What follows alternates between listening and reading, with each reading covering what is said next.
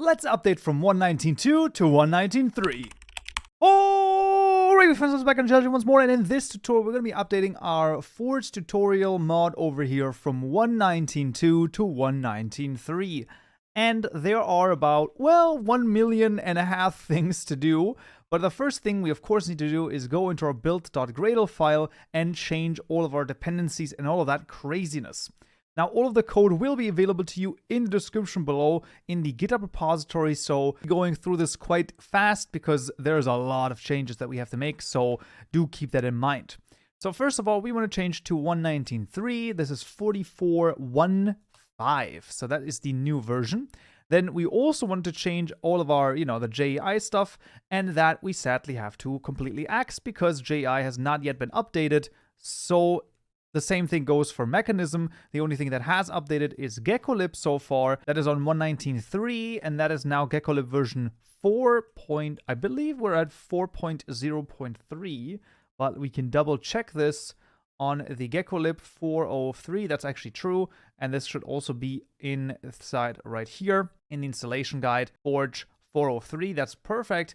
And then here, this is the latest version, 44.1.5. So do keep in mind, we can use the latest version here, and that should be fine. Right, then let's go to the reloading the Gradle stuff. And, you can also just open the Gradle window and click the Reload All Gradle Projects button. Now, this should, take, once again, anywhere from a few seconds up to a minute, or maybe even a little bit longer, depending on how fast your PC is, on how much, it has to download and stuff like that. So just be patient, let this run through, and then we can continue. Alrighty, there we go. Build successful in 3 minutes, 39 seconds. Any warnings you might be getting are totally fine. You can ignore the warnings only if there's an error and you're not getting a build successful. That's the only thing that you should be worried about. But if you get a build successful with a load of errors, absolutely no worries, and that should be fine.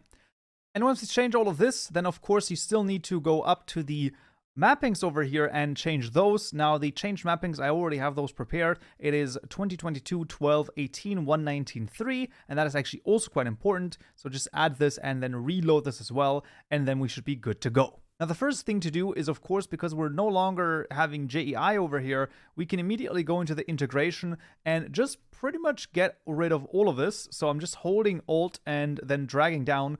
The classes here are no longer available, so you can just basically comment all of this out, press Ctrl-Alt-O to get rid of the imports, and then the same thing goes right here. Right, we're just going to get rid of all of this. Same here, Ctrl-Alt-O. And then that should be fine. And, well, those things just are not used because there's no more integration right here. But that's okay. And then we're going to start from the very top. We're not going to go to the tutorial mod class right now. We're actually going to start in the custom block classes. So blueberry crop, nothing. The station block entity block, also nothing. Jumpy block right here. Mod flammable rotated pillar block. Zircon block, nothing at all. So all of those are fine. That's great. And you can see in the renderer, we have the first issue, and that is actually the vector 3 right here, because this is now a new class. So you can see we actually have to import this, and this is now under the org joml vector 3f. So before there was a in-house vector 3f class, and this one no longer has the XP right here. So the positive X direction, this is the positive Z direction, this no longer exists. So for this, we actually need to use axis from com mojang math, and then everything should be fine. So pretty much just replace this, and then we should be good to go with that. In the block entity itself, we have nothing. Great. Mod block entities, we also got nothing. Wrapped handler, nothing. Mod blocks. This is actually something because the .tab over here no longer works. And for this, we actually need to do something else. But for the time being, what we can do is we can just get rid of this. We can get rid of the tab right here. We can get rid of the tab right here. And then also as the parameter here. And then this is going to basically make it so that we have to delete the tab for every one of our blocks because, well, the tab is now being added differently, but we'll see this in a little bit. It's actually fairly straightforward to do this. Doesn't actually require that much craziness. All right, so I remove the tab from all of them, and then the mod blocks class is good to go as well. Client class, client thirst data, thirst overlay, should all be totally fine. The entity, now we're getting to the very juicy stuff, because the entity is very interesting indeed, because, well, we are now using GeckoLib 4, which means there's a bunch of changes. Instead of the animated geo model, this is now only the geo model. There you go. Now the jumper entity still has an issue because there is one thing that has changed in there as well, but we're going to do that in a moment. Regardless of this should be pretty much all that we need here. The jumper renderer is now also, it actually stays this one. However, what it is we want to import the class because it's in a different location, and the get render type over here has changed. So I'm going to copy this over, and you can see it basically just has a different method signature. So we just need to use this one now, and then there you go. We can press Ctrl-Alt-O to delete all of the imports that we no longer need. Same here. And then we can proceed to the jumper entity, which is going to actually have quite a few errors, but no worries at all. We're going to get through this. The first thing is this is no longer an iAnimatable. This is now a geo entity. Geo entity. There you go. And then instead of a animation factory, this is now actually the following. It is a animatable instance cache. I still have it called factory, and this is equal to a new single animatable instance cache passing in this class. So we can delete this one right here. And then this should also be the thing that we are returning. This is no longer the get factory. Well, can you guess what it is? Well, it is now the get animatable instance cache. We're still returning the same thing over here, this one. So no worries at all. Now, the register controllers is also fairly similar. I'm just going to copy this over so you can see it now takes in an animatable manager.controller registrar, and the rest is pretty much the same idea, right? As you can see, the predicates here are also different. I'm going to copy over the attack predicate first, and we're going to basically look at the differences, but you will see that it is almost the same thing. You can see this starts swinging, still the same. And then instead of getting the controller via the event, we now have an animation state that we're passing in here. And we're saying state get controller, get animation state. This is equal to stopped, which is exactly the same idea as this one. Then we're saying we're going to get the controller again, where instead of marking this as reload, we're now saying force animation reset. And then when we're setting the animation, instead of making a new animation builder, we're just getting a raw animation saying begin. Then you should choose this animation jumper attack. And this is only played once. That's pretty much all that there is to it. It isn't that complicated, really, of a change. The idea is still all the same. It just looks a little bit different, and that is pretty much it. Same with the normal predicate right here. And then there you go. No more errors should be present. The only one is in the import, and that is once again Ctrl-Alt-O, deleting all of the imports. Now the renderer and the model should also work. And with that, GeckoLib 4 has been successfully added, basically. Mod entity types, nothing here, so we can proceed. Let's just close all of the stuff we already have. The events, I'm pretty sure the events should all be fine. There's no differences in the events over here. That's great. Fluid, there has been, something has changed in the fluid. Now this should just be the new vector. So if we just import the new vector and then press Ctrl-Alt-O, this should all be fine. There you go. And indeed it is. Mod fluids, there is no issue. Mod fluid types, there's just the issue once again with the vector over here. Just import this, Ctrl-Alt-O, and all of the errors should go away. Beautiful. Well, integration, we've already done this. Basically just comment everything out because JEI is no longer present. Item, the custom item, 8-ball over here, nothing. Creative mode tab, oh yes, the creative mode tab. The bane of 1.19.3. Well, this is going to be very interesting indeed, because this is actually going to, well, there's a few ways that we can basically deal with this. I suggest doing the following. So what we want to do is we just want this to be a static creative mode tab, non-final this time. And then what we're actually going to do is we're going to make a public static void register creative mode tabs. And this is going to be a creative mode tab event.register called event. And this is going to, well, basically actually add this. So let's get rid of all of this. And let's say the tutorial tab is going to be equal to event.register creative mode tab with a new resource location, tutorial mod.mod ID. And then this is going to be the tutorial underscore tab. And then after the first closing parentheses, we're going to say builder. And you can see it already suggests to us a consumer. And this is going to be a builder.icon. The icon is going to be a supplier of a new item stack. Mod items.zircon.get. And then after the third parentheses, a title. This is going to be a component. In my case, I'm just going to do a component.literal I highly suggest doing a component.translatable and then translating it in the en_usjson file. But for this time, this is going to be fine. Tutorial tab after the second closing parentheses .build, and then ending it with a semicolon. There you go. Now we still need to do @subscribe event, extremely important here because it's of course an event. And then at the top, we want to add the event bus over here, so you can see this is for the mod bus, so that should be pretty much fine. How to add things to our creative mode tab we'll see in just a moment. For the time being, in the mod items class, we first of all have to get rid of all the .tabs over here. So what I'm just going to do is just getting rid of all of them. Let's just do the creative mode stuff now. So for this, what we're just going to do is we're going to do this in the tutorial mode class, and we're just going to make a new method right here, and that is going to be the private void add creative, and this method is going to be the creative mode tab event dot build contents. I'm going to call this the event parameter. There you go. And this is going to be called right here. So after the event bus register this, we're going to say mod event bus.add listener this : add creative. And then how do we add stuff to the creative mode tab? Well, we're just saying if event.get tab, and if this is equal to the creative mode tab.tutorial tab, then we're going to add stuff. How do we add stuff? Event.accept, and then, for example, mod items.zircon. Done. That's it. Now the zircon is added to our tutorial tab. Now, the positive thing about this is we can just duplicate this and say, you know, I also want our zircon to be added to the creative mode tab no, it's actually creative mode tabs dot ingredients. No, inventory ingredients. Let's say ingredients. So now it is added to both the ingredients tab as well as our custom tutorial tab. The great thing about this is you can add your items to multiple tabs. And then you just continue along and just make sure that all of them are added as well. Of course, you don't necessarily have to, but this is definitely the thing that you would want to do. We got the Kaupenjoe sword over here. We got the soap bucket. We got the pickaxe as well, the zircon pickaxe. And last but not least, the chomper egg. And then the same thing goes for the blocks, right? So we can just do, let's do this on building blocks, for example, and then we can just do the mod blocks in this case, mod blocks dot, and then we just go through those. Well, the crop actually should not be added. That's a good point. And there you go. Let's just do this.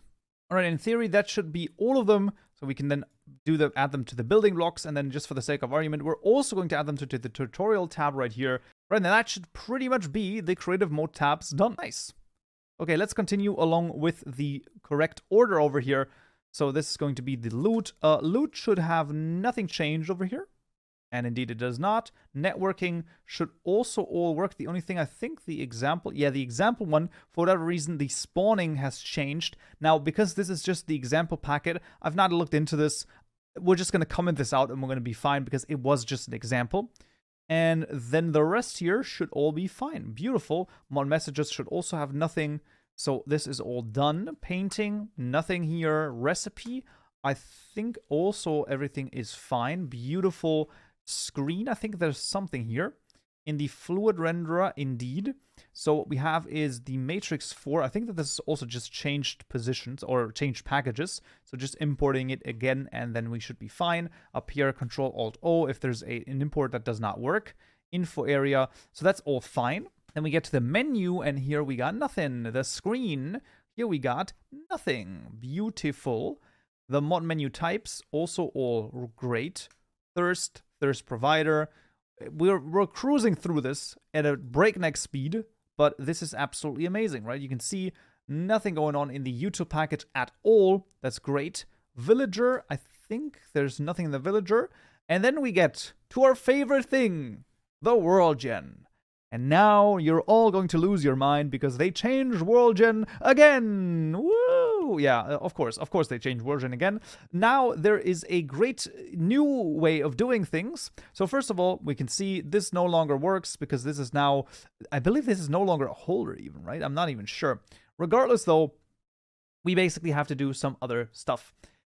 And we're not actually doing the tree grower first. We're first of all going to enter our mod configure features, and you are going to see that there's a few things that don't work anymore. So right now, the registry here does not work because this is actually now under, I think it's now under registries, right?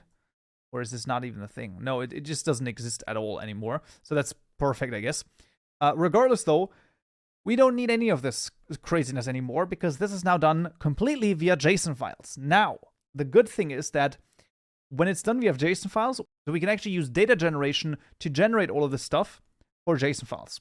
Now, what you will find is that I have actually not done data generation in 1.19.2 in the tutorial series for Forge because, well, you know, I basically always go back and forth whether or not data generation is something that's like worthwhile or not.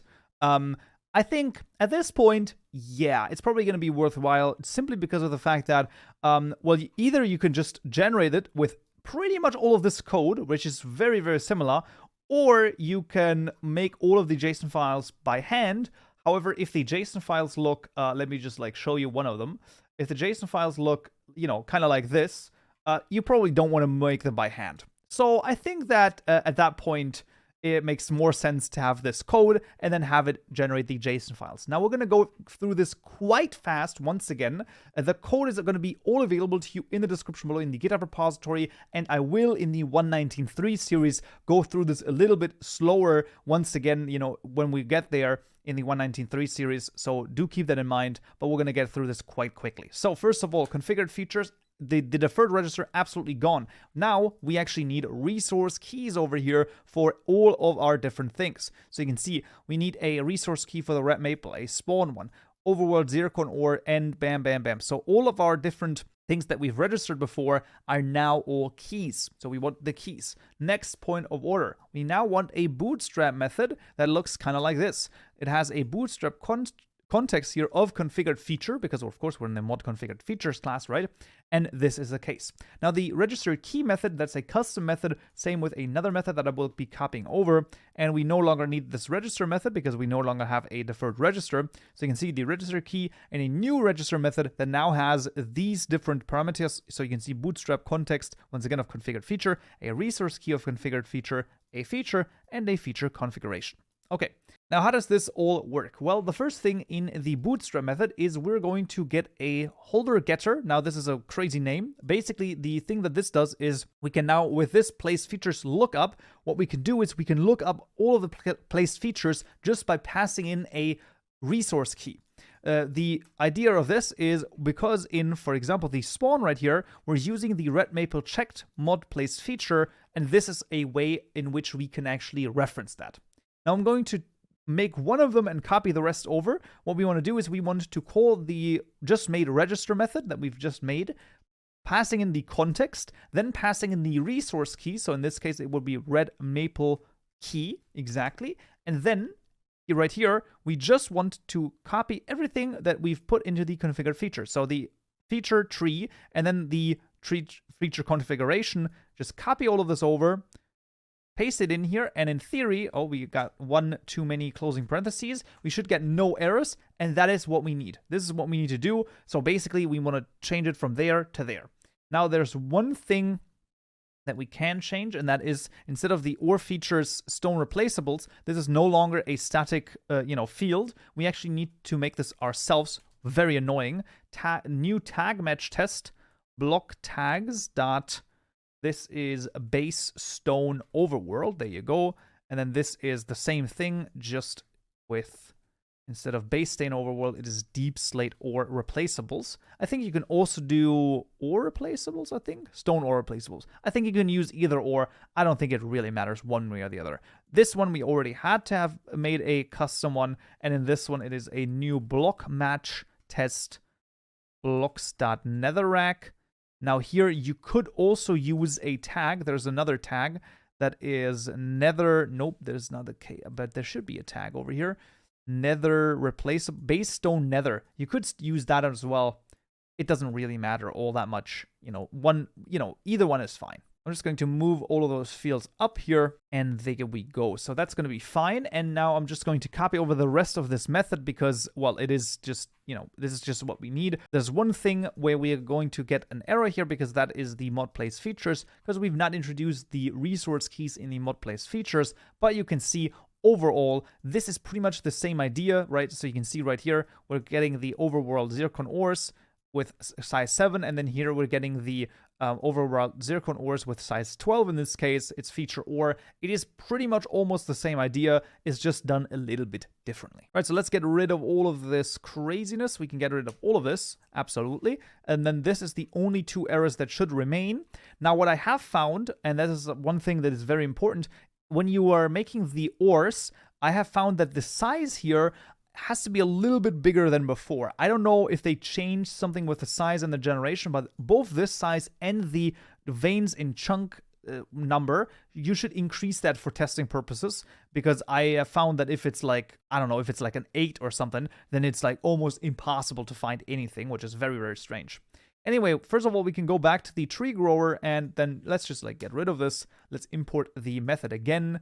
There you go, this is what we want. And then we can just say mod configure features dot red maple key, and that should be fine because we only need to pass in the key, and that's all that we need. So that's great. And now we can go on to the mod place features. Right here, the same thing goes. We no longer need the deferred register. What we do need is a bunch of resource keys, this time, of course, of placed features. Once again, we need the create key method. Absolutely no worries. We're going to copy those methods over. Once again, those are all available to you in the description below. So the create key method here creates a resource key of placed feature. Beautiful, beautiful, beautiful.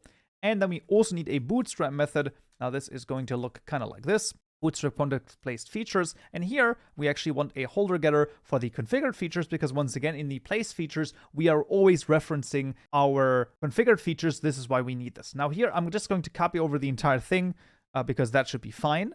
And then this is just common or placement. There you go. And you can see I put this up to 12 before I had it on 7. It's just what I found for whatever reason. You know what, you want to increase this a little bit. Otherwise, it's not going to be as prevalent as you might expect. But best thing to do is just play around with this anyway, and then you should be fine. Right, and that is pretty much all that we need to do. So let's just delete all of this. No more errors present. No more errors present. Absolutely beautiful. And then let's just continue. Village additions. I think the only thing here is that this is in a different class, and that should be registries.processor_list. There you go. And then here, same thing goes. Instead of registry, this is now registries, and I believe it's called a little bit different. So this is now a template pool, and this is once again the processor list. And that should pretty much be all the changes needed here. And then in the tutorial mod class, first of all, we can get rid of both the configured features and the place features methods right here. This one has just changed its location. So GeckoLib done initialize. We still want to do this. Control-Alt-O, and no more errors should be present. Now, of course, this is not quite done just yet, because we still need to somehow get these bootstrap methods to actually create the JSON files. So for this, we are going to use DataGen. However, this is just going to show you the DataGen for the configured and the placed features right now, because that is, you know, we're already running quite long on this video. So there you go. So this is going to be DataGen, and this is going to be a new class called the Data Generators, and this is going to be fine. And then we also want another new class, and that is the Mod World Gen Provider. There we freaking go. Now the Mod World Gen Provider, let's actually start with that. I think that that makes the most sense. And this is going to look kind of like this. So this is going to extend the data pack built-in entries provider. Quite the mouthful. We're going to hover over this, create constructor matching super, and I believe we can just choose the first one. That should be fine, I believe. Yes, there you go. And then here we want to do the following. We just want to make a public static final, a registry set builder called builder. This is going to be equal to a new registry set builder dot add registries dot configured feature. There you go. And this is going to call mod configured features : bootstrap. And then we're going to do another add, and that is going to be registries dot placed feature. And this is then going to be the mod placed features : bootstrap. And that should be fine. That should be fine. And then instead of passing in the registries right here, what we actually want to do is we want to pass in the builder right here. And then here, this is going to be a little bit weird. This is going to be collections.singleton. And then just tutorial mod, still not the gate, tutorial mod ID. There you go. And that should be fine. And that should be okay. With this, we can go now to the, dat generator. No, not quite the case. We actually want this to be the data generators. There you go. The data generators are going to look like this. It's going to have a add modbus subscriber for the modbus right here, a public static void gather data method with the gather data event called event. Don't forget the add subscribe event annotation. And then here we're going to have the data generator, generator import class generator equal to event.getGenerator. We then have a pack output. We do need this pack output called pack output equal to generator.getPackOutput. Beautiful. We don't need anything else. And then we just need to also do a completable future of holder lookup. .provider. Holder lookup.provider. And there you go. This is the lookup provider. This is needed for so that we can reference that stuff that I've told you about before in the bootstrap methods. And this is equal to the event.getLookupProvider. There you go. Should be totally fine. And then we just want to do generator.addProvider. Can do event.includeServer if I recall correctly. And then new mod world provider, pack out, lookup provider. And then there you go. And then we do need to change the method over here. Yeah, of course, we don't need the mod IDs because we're already passing in ourselves. And then no errors should be present here. No errors should be present here. Beautiful, beautiful. And now what we can do is we can go to the Gradle tab and run data right here. And this should, if everything is going to work, generate ourselves some data in the generated folder right here. And that's going to just generate ourselves the place features and the configured features, which is all that we need in this case. So let's just let this run through and then we'll see. All right, so this is actually the thing that we want to see. If you can see all providers took how many milliseconds, then you know everything is fine. So if you get this is actually the thing that you want. Fail is no worries at all. As long as you have all providers took X milliseconds, then you know everything has worked because you can now go to the generated folder and you can see data, tutorial mod, worldgen, configured features, and you can see all of our configured features are here. All of our place features are here. Absolutely beautiful. And now those JSON files still have to be referenced in the biomodifiers right here. So these ones still have to stay right here and they still have to be in here. What's important though is that there is some way that you can actually also generate the biomodifiers. For the time being, I have not found out how to do this properly. There is no documentation on it, or at least I haven't found it, let's say. So yeah, I don't know how about this 100%. Regardless, though, once again, in the 119.3 series that has just started, I will be talking about this in more detail. We're going to be looking at data generators in more detail as well. For all of the other things like recipes, loot tables, all of that, we're going to be looking at that in the 119.3 series. And then also for the world gen. For the time being, this is going to be hopefully enough that you can update the mod, your mod, or the tutorial mod from 119.2 to 119.3. And with this, let's just run the client and see if everything works. Alright, so the game seems to start. Let's make a new world and see if everything works in there as well. Well, there you go. Failed to load registries. That's a great beginning over here. So let's see what the issue might be. Indeed, the reason why this does not work is because there is a mismatch between the names of the place features right here and the names inside of the biomodifiers. So you can see right here, it says unbound values in registry place features, meaning that the place features are for some reason can't be found. You can see end_0_or_placed, which is the exact same thing that I have here, right? End_or placed. It's looking for this. However, that does not exist because it is called end_placed. So we just need to make sure that the name right here is the same as this name. And then the same thing probably happens in the nether one as well, where we can see it is looking for the 0_or placed. And then here the same thing goes where it's looking for this. Instead, the names here are 0_ placed and nether 0_ placed. And that should fix this error, and now we should be good to go. Alrighty, so we find ourselves in Minecraft, and first of all, let's take a look at whether or not our blocks have been added, and they have been added in the ingredients as well. There we go, we got the zircon, and we also got our custom tab right here with seemingly everything working pretty much as we would expect it to. Let's just spawn our entity right here, so it definitely has the animations as well. We can get some water over here. Let's just see. So this does not, no, it does seem to be fine. That's beautiful. So this all works absolutely exactly like we wanted to. Get the gem infusing station. This seems good. Now, of course, right now we can't really test this because we'd have no way of actually generating any energy because mechanism is not updated. So that's a little bit of an issue, but you know, I'm hoping that this is pretty similar to the fabric situation, that everything here just should work. The only thing might be the energy display, but you know, we're probably going to be fine. Let's go into spectator mode with a little bit of a night vision potion here, and let's see if we can't find some of our ores. You know, one of them, there you go. That should already be pretty much enough. Let's then also locate the plains biome, and let's take a look there, whether or not we're going to be finding our trees. That's a great plains biome right there. Well, I mean, you know, at least we got one of them, so that is going to be okay. And yeah, that is pretty much all of our things added and still working in 1.19.3. Pretty freaking cool. That's it for this tutorial right here. Hope you found this useful and you learned something new, and I'll see you all in the next tutorial. So yeah.